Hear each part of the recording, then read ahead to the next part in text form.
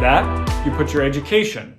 Now, it's becoming a popular trend that education goes at the bottom of the resume.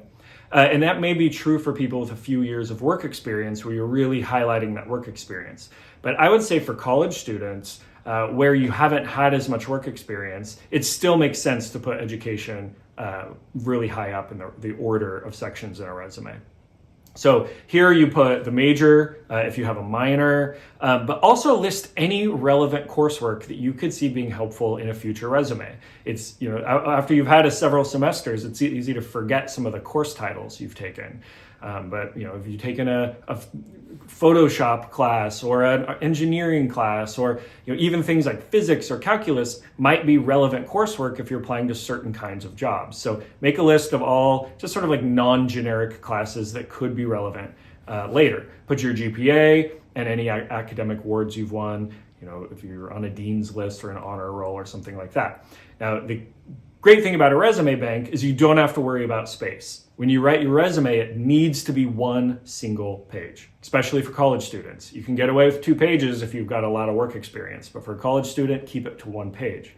But you don't have that limitation in making a resume bank. You can make it as long as you want. So don't forget any details. If there's additional trainings you've gotten, maybe an online course that's not part of your formal degree program or certificate, go ahead and put those there too. You're just documenting every educational achievement you've made.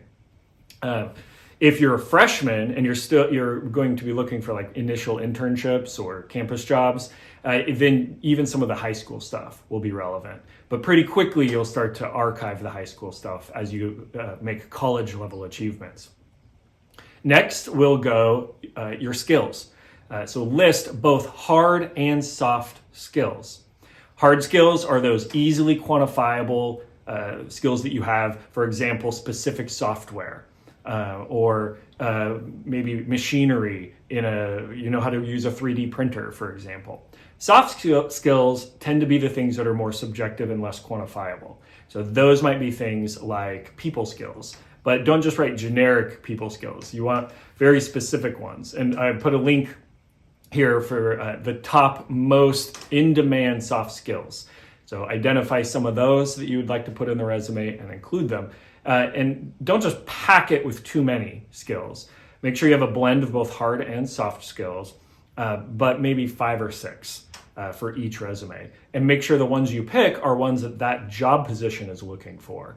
So read the job description, look for keywords in it, and make sure you have some of those keywords in your resume. They can be in the objective statement, or if there's skills, put them in the skills area.